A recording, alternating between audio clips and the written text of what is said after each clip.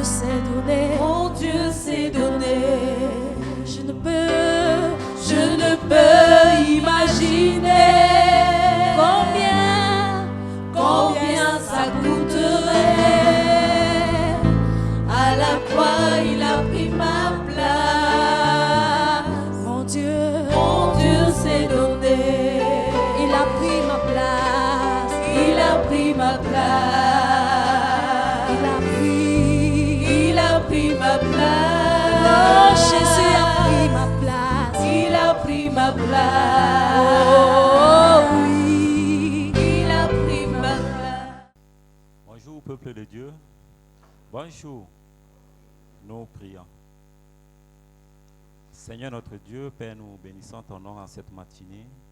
Nous voulons te dire merci parce que tu as été avec nous durant la nuit et ce moment encore. Seigneur, dispose de nos cœurs à l'écoute de ta parole. Moi qui suis un simple vase, Seigneur, utilise-moi afin que ton peuple soit béni. Au nom de Jésus. Amen.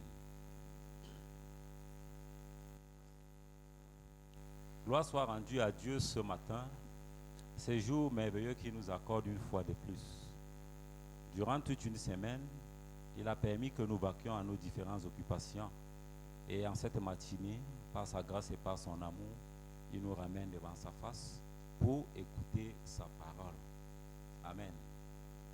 Ce jour, nous avons un thème tel que nous le connaissions et ce qui est au tableau. Ta cupidité peut te conduire à la mort. Et avant d'entrer dans notre thème, nous voulons rappeler les deux précédents messages livrés par des hommes de Dieu. On nous a parlé en début du mois.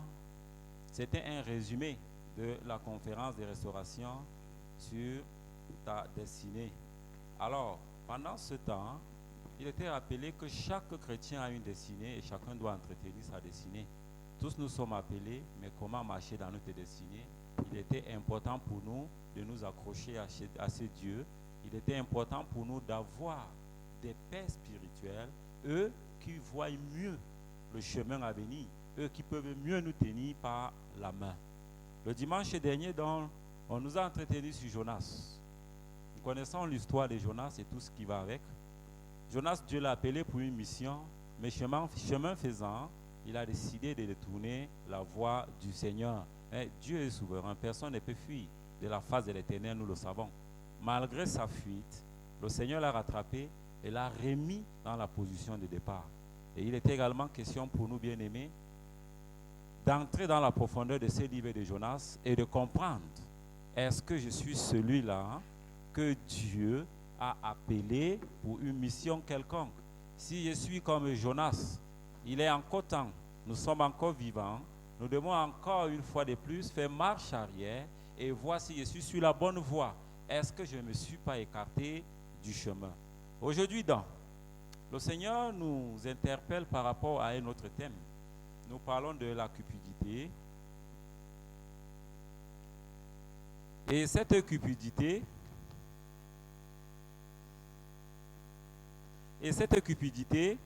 nous l'avons tirée du texte de Actes des Apôtres. Nous savons tous, nous l'avons déjà lu, et beaucoup ont peur quand on parle d'Anania et Saphira dans la Bible. Ça fait peur, ça fait froid au corps. Pourquoi? Parce que nous avons vu pendant cet épisode des morts subites, des personnes tombées. Simplement pourquoi? Parce qu'ils ne sont pas conformés à ce que l'Esprit de Dieu, qui était dans les apôtres, et ils se sont permis de mentir. Et nous avons vu le résultat était immédiat. Nous parlons de la cupidité. Qu'entendons-nous donc par cupidité? La cupidité, c'est le désir immodéré d'argent. Il y a des personnes que quel qu'en soit ce qu'on peut faire, que qu'en soit l'argent qu'elles tiennent, quel qu'en soit le matériel qu'elles ont, elles auront toujours besoin et besoin encore plus. Chacune des histoires survenues au sein de l'Église primitive nous enseigne encore aujourd'hui qu'elles soient heureuses, cocasses, tradies et parfois cruelles. Elles nous permettent de tirer des leçons spirituelles qui nous préparent au retour du Seigneur. Parmi ces histoires, nous retrouvons celle de la mort tragique d'un couple en Actes le chapitre 5, le verset 1 à 11. Il s'agit ici de Anania et Saphira. Contrairement à ce que l'on pourrait penser, les morts ne résultent pas de la vieillesse. La Bible n'a pas dit qu'ils étaient vieux. Non. Ce n'était pas un accident. Non. Ils ne sont pas couchés et que le matin ne se sont pas levés. Non plus. Non d'une maladie ou d'une persécution. Les deux personnages sont tombés morts devant les apôtres, après avoir été punis par Dieu pour avoir menti. Pour comprendre ce récit, intéressons-nous au contexte et à ce qui se passait à l'église primitive de cette époque. Le contexte de ce passage nous remonte dans le livre des Actes, le chapitre 4, le verset 32 à 35. Actes, le chapitre 4, le verset 32 à 35. Voici ce que la Bible nous dit. La multitude de ceux qui avaient cru n'était qu'un cœur et qu'une âme. Nul ne disait que ses biens lui appartinssent en propre, mais tout était commun entre eux. Les apôtres rendaient avec beaucoup de force le témoignage,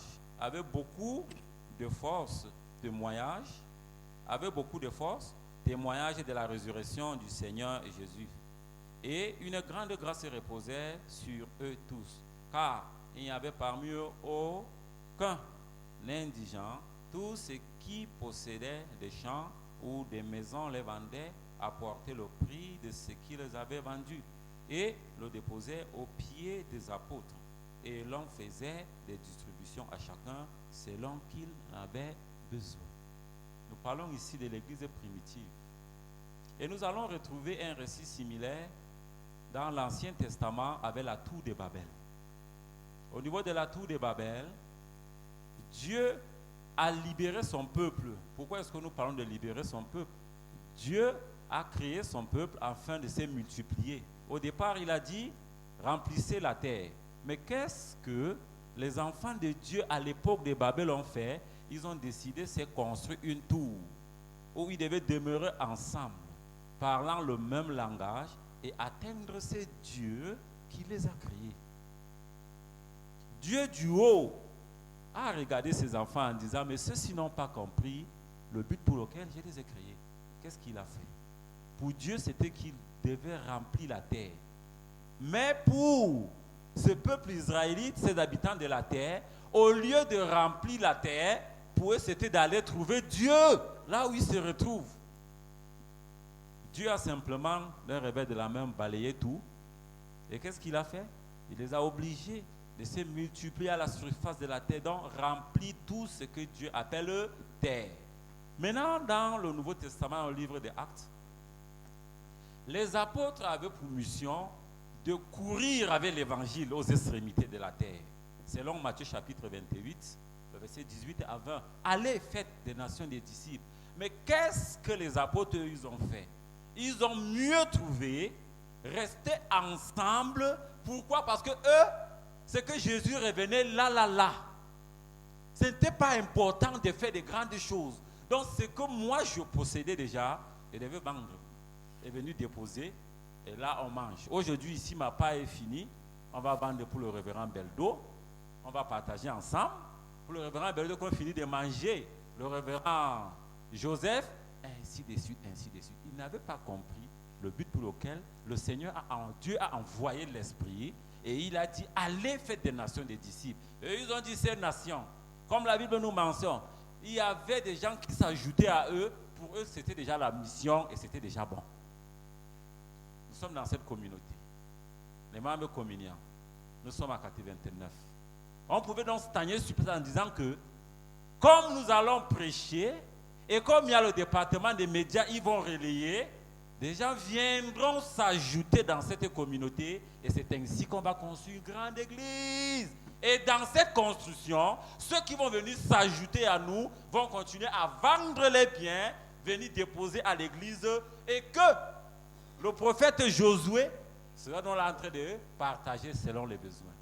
Ils n'avaient pas bien compris ce que Dieu voulait avec eux. L'esprit que Dieu avait mis en eux, c'était de courir, aller aux extrémités de la terre. courir avec cette parole en disant le Seigneur est ressuscité, voici la bonne nouvelle. Mais ils ont voulu garder pour eux. Mais par la suite, comme à la tour de Babel, Dieu a dispersé, pour eux aussi il va arriver. Qu'est-ce qui va se passer? Les persécutions vont arriver. Chacun va prendre sa route. Et c'est dans cette fuite que la bonne nouvelle a été répandue partout dans le monde. Amen. Nous avons 5 points que nous allons partager ce matin. Le premier point, nous allons parler. Dieu voit tout, y compris ce que nous gardons en secret. Deuxième point, la cupidité et l'amour de l'argent causeront la perte de beaucoup. Le troisième point, quand nous mentons à Dieu et non aux hommes. Quatrième point, il est inutile de se faire passer pour plus spirituel qu'ont les païens. Enfin, le cinquième point, Dieu n'est pas moins dur avec nous qu'il a été avec eux. Nous faisons référence à la loi, l'Ancien Testament. Avant de continuer, nous voulons nous arrêter sur un témoignage qui peut aider quelqu'un ce matin. Dans des localités où l'agriculture est tellement élevée, où beaucoup connaissent ce que c'est l'agriculture et comment y tirer du profit, en début de saison, il y a des personnes qui mettent leur argent en jeu. Ils peuvent stocker du céréal. Et à la fin, quand les prix vont grimper, cette personne se permet de revendre et se faire des intérêts. Il y a donc un jour, un papa a mis son argent en jeu. Ce n'est pas 7 000, ni 70 000, mais 700 000. Voilà ce qu'il va faire. Il va stocker du mil. Il a acheté le mil, un sac à 12 000. Le prix est allé à 15 000. Il n'a pas vendu. 17 000, il n'a pas vendu. 25 000, il n'a pas vendu. Son épouse l'interpelle en disant, on ne sait jamais. Je parle d'une histoire du Mao d'Anaï. Ceux qui connaissent la localité, elle est souvent enclavée. Il y a souvent des pluies où la rivière sort et bloque carrément la route. Madame dit à monsieur, est-ce que ce n'est pas bon qu'on essaie de vendre? Il dit non.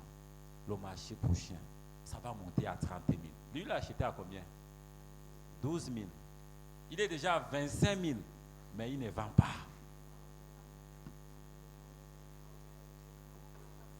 Il ne vend pas. Le marché suivant, c'est à 27 000. Il ne vend pas. Le sac est allé à 30 000. Il voulait 35 000. C'est un peu comme une fable, mais c'est une réalité. Il voulait 35 000. 30 000, il a refusé. Le marché qui suivait, tous ceux qui ont stocké ont vendu. On lui fait comprendre, gars, il faut vendre. Il dit non, il veut 35 000. Marché suivant. 30 000 à 20 000. Maintenant, ça fait marche arrière. 20 000, il dit non, ça va augmenter. 15 000, ça va augmenter. Le sac a chuté à 10 000. Il est en perte de combien? 2 000. Viens maintenant ouvrir le magasin. Dès qu'il ouvre le magasin, il se rend compte que les charançons ont attaqué tous les sacs. Il va seulement mourir de ça.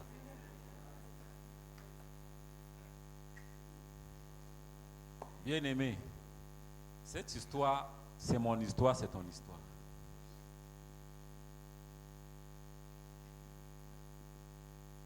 En voulant faire du profit, on se casse souvent le nez. Peut-être qu'au courant de la semaine, tu faisais partie du clan de ce monsieur. Mais ce matin, par la grâce de Dieu, reçois ta délivrance au nom de Jésus. Leçon numéro 1. Dieu voit tout, y compris ce que nous gardons en secret. Anania et Saphira ont essayé de mentir à Pierre et aux apôtres, mais ils ne pouvaient mentir à Dieu. Dieu est omniscient, omniprésent et omnipotent. Et il nous faut comprendre que nous aurons beau tout mettre en œuvre pour cacher nos péchés ou garder des secrets. Nous ne pouvons jamais fuir la face de Dieu. Jamais fuir la face de Dieu. Nous retrouvons également ce même récit dans le texte de Job, le chapitre 34, le verset 21. Car Dieu voit la conduite de tous. Il a les regards sur les pas de chacun. Voilà ce que Job nous relaie. Dieu sait tout. Quand toi tu gardes une histoire dans ton cœur, tu veux te faire des profits. C'est vrai, ton frère ne peut pas connaître ton intention. Mais Dieu connaît ton intention. Dans ce que tu veux faire, es-tu une source de bénédiction pour ton frère? Ou une source de malédiction pour ton frère? Ce monsieur qui voulait vendre à 35, combien de personnes n'arrivaient pas à manger? Pourquoi? Parce que la tasse du riz ou bien du mil était tellement chère. Simplement en laissant son magasin ouvert, cela pouvait aider une personne. Mais il a décidé de fermer. En fin de compte, a-t-il bénéficié de cela? Je crois que même ceux qui produisaient de la boisson n'ont pas pu s'accaparer ces produits. Pourquoi? Parce que Dieu avait lancé une teigne. Il n'avait que ses yeux pu pleurer. Et par la suite, c'était des perfusions qui devaient l'accueillir. Pourquoi cette cupidité? Deuxième leçon. La cupidité et l'amour de l'argent causeront la perte de beaucoup. Pour notre frère-ci, ça a causé et ça a entraîné ce que ça devait entraîner. Et aux dernières nouvelles, nous apprenons que cet argent qu'il avait, il avait fait comment? Il avait emprunté.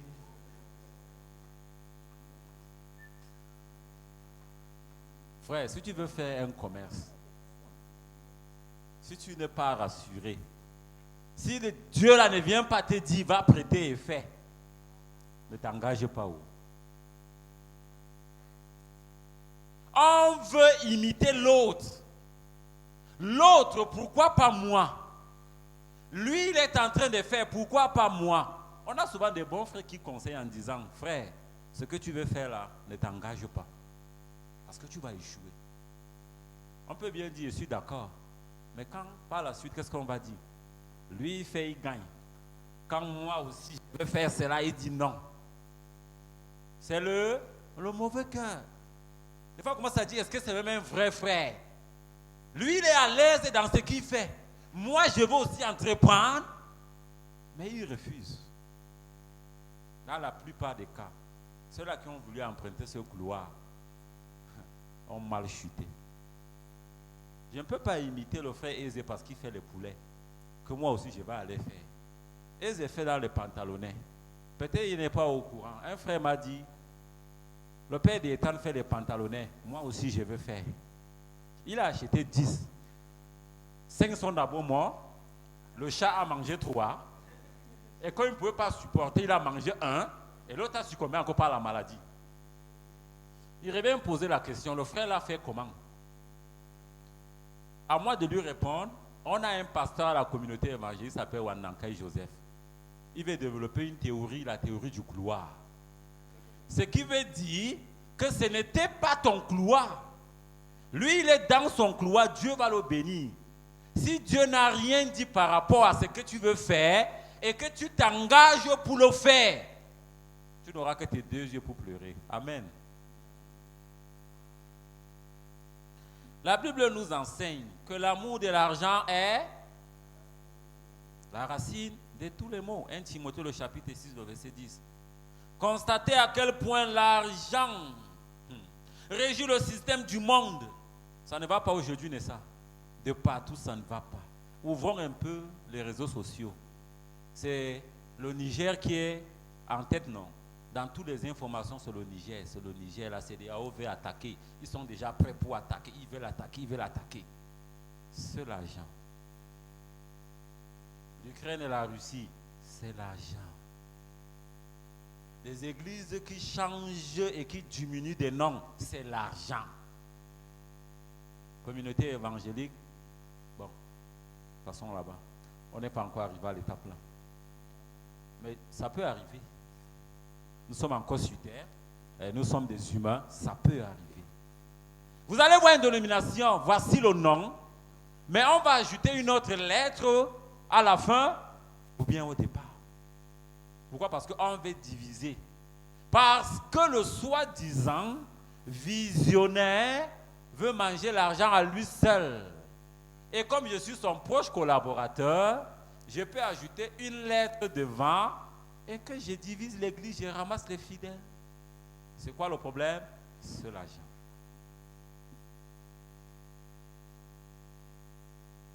Cette course à la richesse a causé la perte de beaucoup.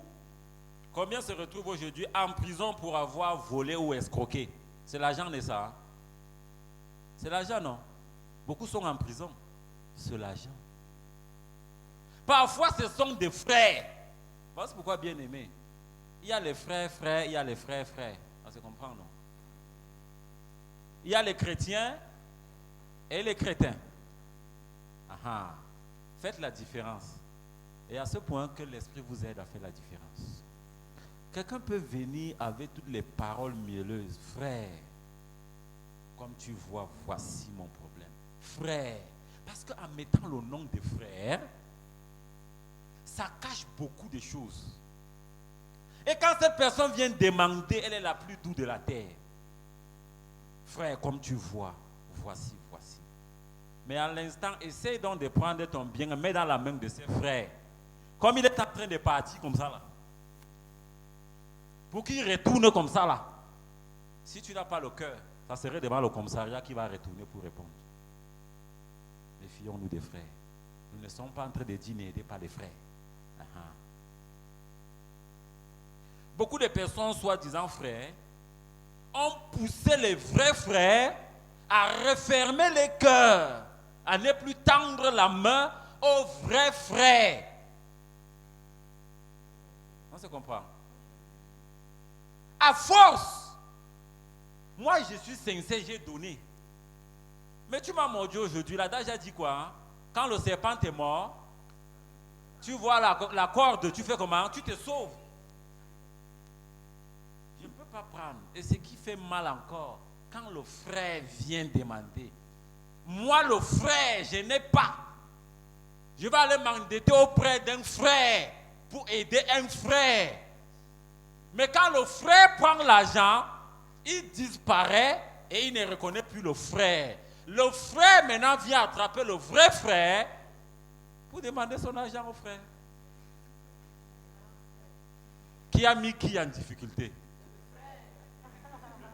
Voilà. Merci beaucoup. C'est le frère qui a mis le frère en difficulté.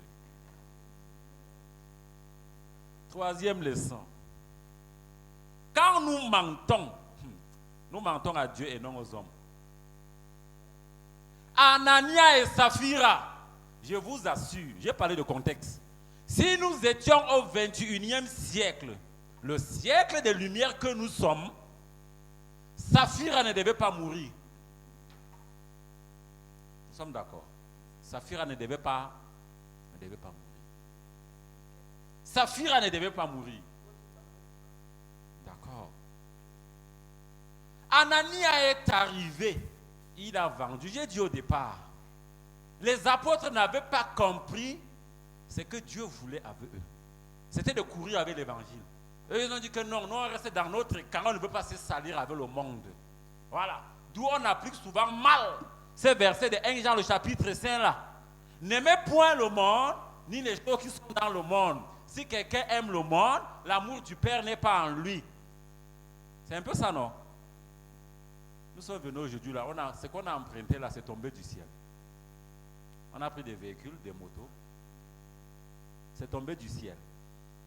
Sauf si on veut rejoindre nos frères qui cognent la tête au sol, qui disaient que les trucs là sont tombés du ciel directement. Je crois que ce que nous empruntons, même ces micros que nous avons, est-ce que ces micros sont tombés du ciel? Il est bien vrai, c'est Dieu qui a donné la sagesse et la connaissance. Qu'est-ce qu'Anania a fait? Il est venu dire, voici à tel prix, j'ai vendu ma parcelle. Il a déposé. La Bible a dit qu'il est mort, non? Ça, nous sommes à l'an 1, après Jésus. Il a déposé, il a menti, l'Esprit de Dieu l'a frappé. Anania est tombé, il est mort. La Bible dit quelques heures après, qu'est-ce qui se passe? Saphira amène ses pieds en ce lieu. Si nous étions aujourd'hui Safira devait venir.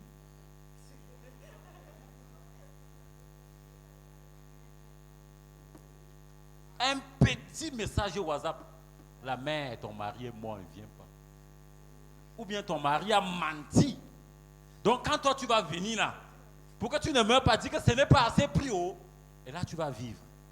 Et comme il n'y avait pas le téléphone arabe en ces temps, comme tous vivaient dans une maison confinée, ne pouvait qu'entrer cette personne qui faisait partie d'eux. Est-ce que ça comprend? Ne pouvait qu'entrer à la CE le membre de la CE. Comme Saphir a fait partie de la CE, elle savait qu'à tel moment, il y avait un rendez-vous, il y a un rendez-vous à l'église, elle amène ses pieds. Si c'était comme aujourd'hui, quelqu'un devait être de passage, et il voyait comment on portait un monsieur dans le brancard. Mais qu'est-ce qui se passe dans cette église? C'est tel monsieur qui a vendu son terrain, il est venu mentir, et l'esprit l'a frappé, il est mort. Il s'appelle comment? Il s'appelle tel, sa femme c'est même tel. Qu'est-ce qui va se passer? Je crois qu'il va courir, j'allais dire non? Ma Safira, Anania est mort de l'autre côté. Donc toi, si tu pars là, vous avez vendu à 100 000 ans. Lui, il a dit c'est 50 000 ans. Il faut aller dire que c'est 100 000 pour que tu ne meurs pas. Elle est venue dire que tu as vendu à combien? Vous avez vendu à combien? C'est 100 000. Ah, mais ton mari avait menti. Bon, toi, tu as bien fait. Entre dans la maison de ton père. On se comprend maintenant. Bien-aimé, est-ce que Anania était obligé de donner tout l'argent? Il n'était pas obligé de donner tout l'argent. La Bible a dit qu'ils vendaient et ils emmenaient. Ils pouvaient déclarer, mon cher apôtre, nous sommes au mois d'août, il y a la rentrée scolaire. J'ai vendu à 200 000. J'ai décidé d'amener 100 000. 100 000 c'est pour Dieu. Et 100 000 je vais faire la rentrée de mes enfants avec. Ils devaient mourir. Le problème c'est le mensonge. Il a menti et il a payé. Ne dis donc pas, tel homme, telle femme, tel père, tel fils. Combien aujourd'hui, dans des familles, que ce soit l'homme ou la femme, se tient sur un mensonge mortel. Et comme on parle de l'union hypostatique, pasteur Josué, ils vont dire que 1 plus 1 égale 1. Sur ce mensonge, le couple va se bâtir, le couple va s'enraciner et ce couple va mourir sous le mensonge. Combien de fois avons-nous menti dans nos lieux de service pour recevoir la grâce des supérieurs? Ajo, je parle sur votre contrôle. Combien de fois? Pour avoir des grâces auprès des supérieurs, combien de fois avons-nous menti? Et le pire, c'est que ce mensonge a quitté le monde pour se répandre dans l'Église. Pensez-vous que Dieu ne frappe pas aujourd'hui? Est-ce que Dieu ne frappe pas? Il frappe ou bien il ne frappe pas? Il frappe, n'est-ce pas? Quelqu'un avait dit, Dieu avant il faisait mourir les gens, mais aujourd'hui, tu vois comment quelqu'un vole ta chose, et puis tu pries, Dieu ne réagit même pas. J'ai dit à ses frères, combien de fois toi tu voles, Dieu t'a-tu frappé? Il y a de cela 2 ans, quelqu'un a volé ma moto, n'est-ce pas? En plein jour chez moi à la maison, on a porté ma moto. Le voisin me dit, pasteur, tu es pasteur, prie pour que Dieu frappe la personne. J'ai dit, ma prière est que Dieu bénisse cette personne avec la moto. Il dit, si c'était chez nous, on va se réunir, on va lire des choses, on va prendre tel verset, on va envoyer la missile. Demain, la personne ramène la moto. J'ai dit, le plan de Dieu pour cette personne, ce n'est pas que cette personne meure, mais que cette personne reconnaisse Dieu. Dieu frappe. Mais il ne frappe pas comme au temps de la loi. Au temps de la loi, on parlait de œil pour œil, dent pour dent, la loi du talion. Pourquoi est-ce que Dieu a changé sa stratégie de frappe? Quand il avait donné la loi, c'était action et réaction. Tu obéis, tu vis, tu n'obéis pas, tu meurs. C'était clair. Et pourquoi Dieu faisait cela? C'était pour les ramener à une autre dimension, à comprendre qui est Dieu, afin de posséder la terre promise qui était Canaan. Il fallait des personnes physiquement et spirituellement bien prêtes et bien armées. Raison pour laquelle, au temps de la loi, l'Esprit de Dieu n'était pas répandu comme au temps de la grâce. Ils pouvaient voir l'Esprit de Dieu, la Bible dit, dans la nuit et dans la journée. La journée sous forme de nuages et dans la nuit c'était sous forme de colonne de feu. Deux manifestations. Mais à la période de la grâce, si tu penses que tu voles, comme c'est la grâce, Dieu va te laisser. Dieu ne va pas te laisser. Nous allons voir ça. Quatrième loi. Il est inutile de se faire passer pour plus spirituel qu'on ne l'est pas. Pasteur, je lis ma Bible chaque jour. Je prie chaque jour. Je gêne. Je. Montrer à une personne ce qu'on n'est pas est un très grand danger pour notre vie spirituelle. La Bible a dit, le nourrisson ne peut que manger quoi? De la nourriture du nourrisson. On ne peut pas prendre un morceau d'igname qui a passé la nuit dans une marmite, aller donner à un nourrisson, l'enfoncer dans sa bouche. La suite, c'est quoi? On va étouffer ces nourrissons. On ne peut non plus prendre cette personne qui peut mordre l'os d'un bœuf. Et comme un biberon et le téton dans sa bouche tous les jours qu'il doit boire, qu'est-ce qui va arriver avec lui? Ça ne marche pas, n'est-ce pas? Ça ne peut pas donner. Et dire qu'être spirituel, mais on ne l'est pas, on s'attire plutôt des dangers. Qu'est-ce qu'on veut dire par là? Dieu a donné à chacun des dons et des talents. Ce n'est pas parce que tu vois ton frère excéder dans le domaine spirituel que toi tu veux être comme lui. Est-ce qu'on se comprend? Ce n'est pas parce que ton frère, quand il dit une parole, cette personne est guérie, et que toi tu veux copier ce que cette personne fait, tu vas échouer. Tu vas échouer. Tu n'as pas ce don et cette grâce. C'est vrai, tu peux avoir ce don, mais il y aura différence. Ce n'est pas parce que quand un homme de Dieu prend le micro et qu'il prononce une parole, les gens tombent. Que toi, tu te mets à gêner et prier, que tu veux être comme cette personne, tu as déjà échoué d'avance. Le moule de Dieu est unique. Quand Dieu te moule, là, il jette. Il crée un autre moule pour te façonner.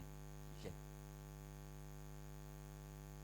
La preuve en est, les jumeaux là, ils ont les mêmes empreintes. Même s'ils sont 5 dans le ventre là, ils sont différents. On a l'habitude de dire que quand tu vois ces jumeaux là, c'est 2 gouttes d'eau. En réalité, si on pouvait les passer au scanner, c'est 2 personnes différentes.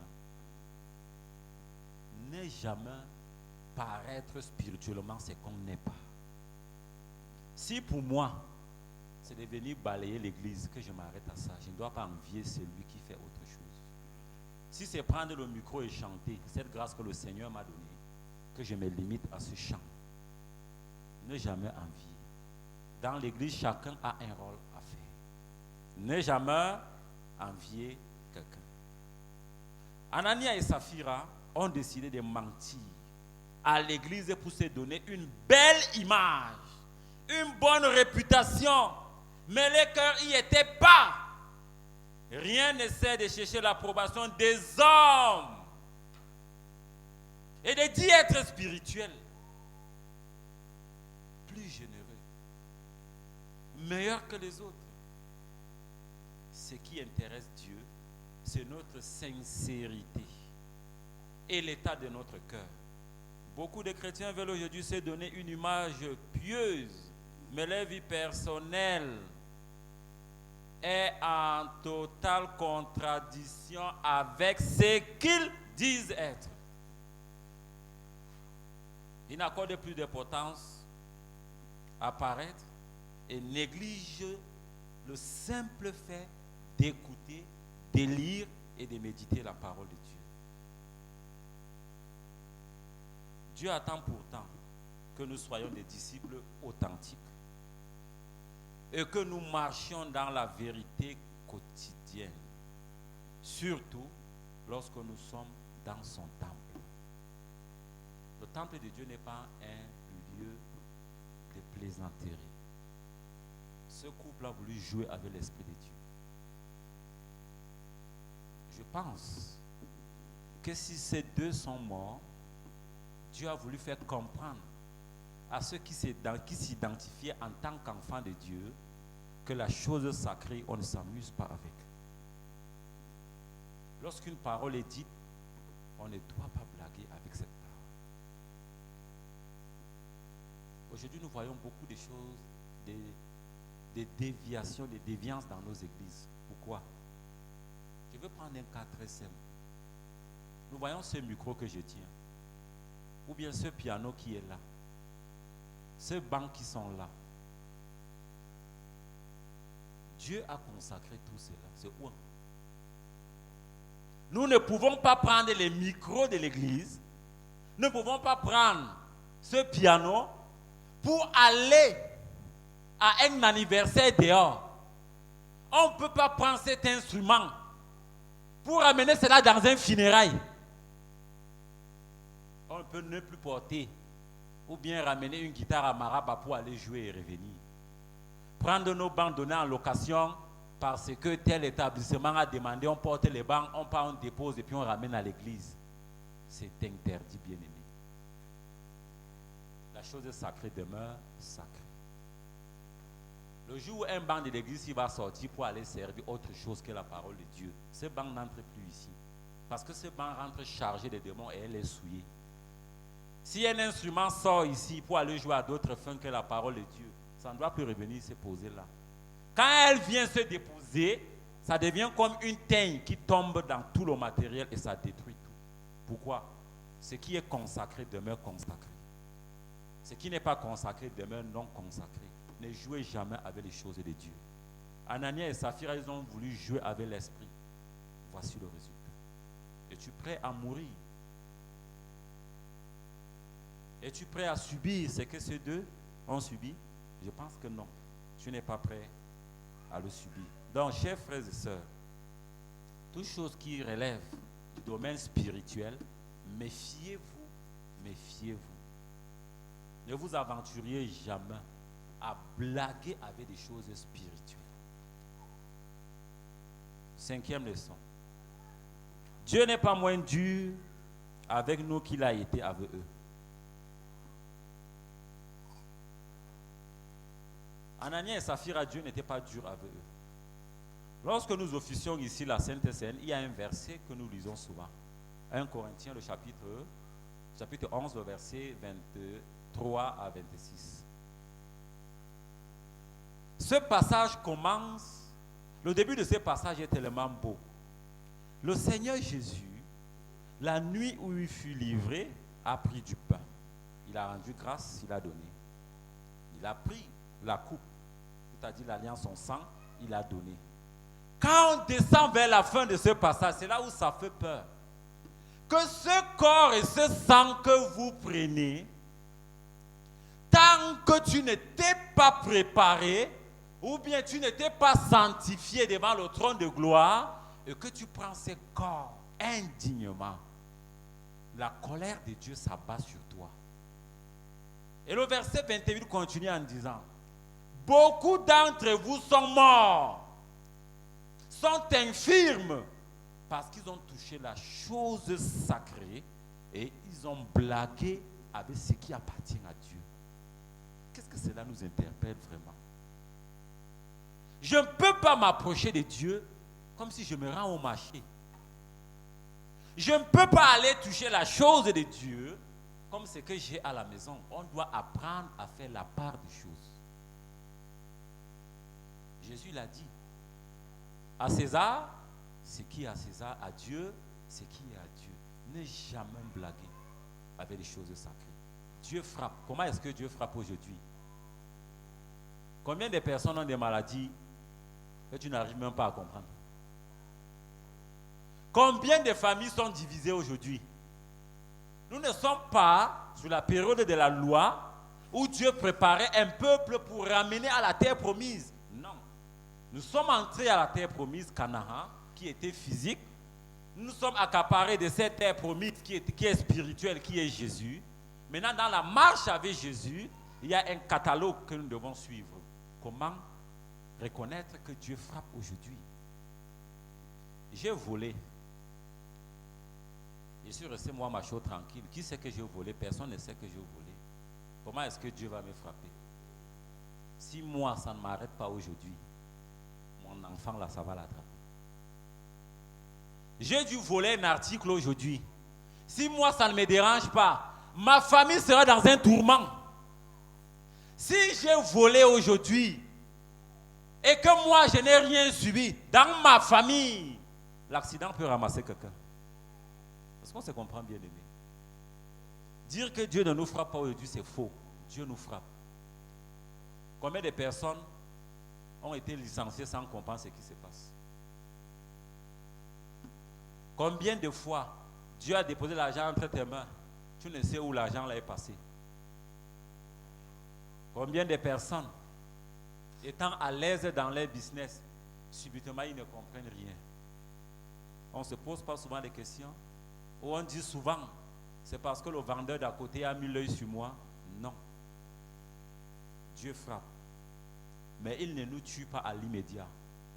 Il nous enseigne dans une sanction. Celui de nous rendre conscients des actes que nous posons. L'exemple que nous avons pris avec la Sainte Seine.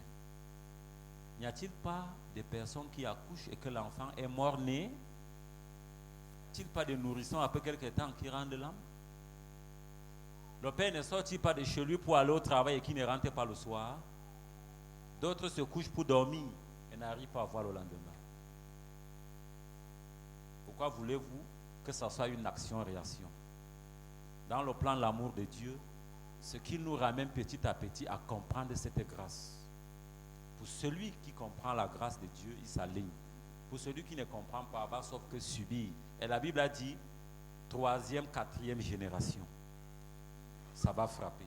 Si ça ne t'a pas touché, il n'y a pas de problème. Mais tu as puni la génération à venir. Amen.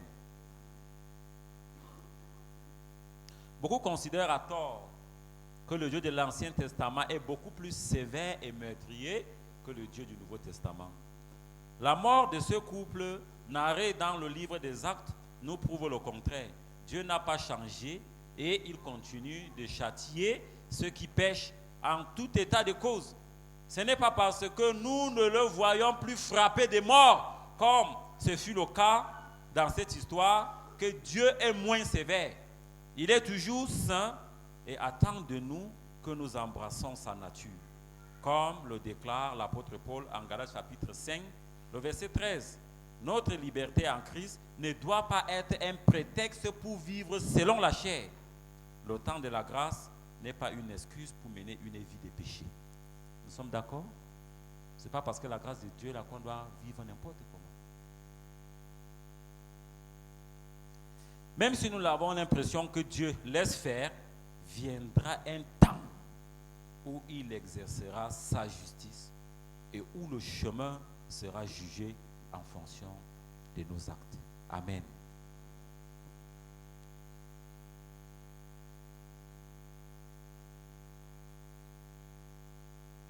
L'histoire d'Anania et Saphira est riche de sens et doit pousser chaque chrétien de la communauté évangélique à reconsidérer son attitude au sein de l'Église, mais aussi en dehors. Nous devons rechercher la vérité, l'authenticité et la droiture et nous détourner du mensonge et du compromis. Si nous ne voulons pas connaître la même fin tragique que ce couple, soyons sincères dans tout ce que nous faisons. Respectons cette parole qui est notre guide et notre pédagogue.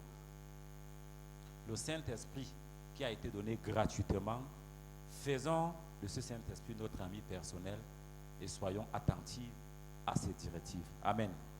Que Dieu vous bénisse.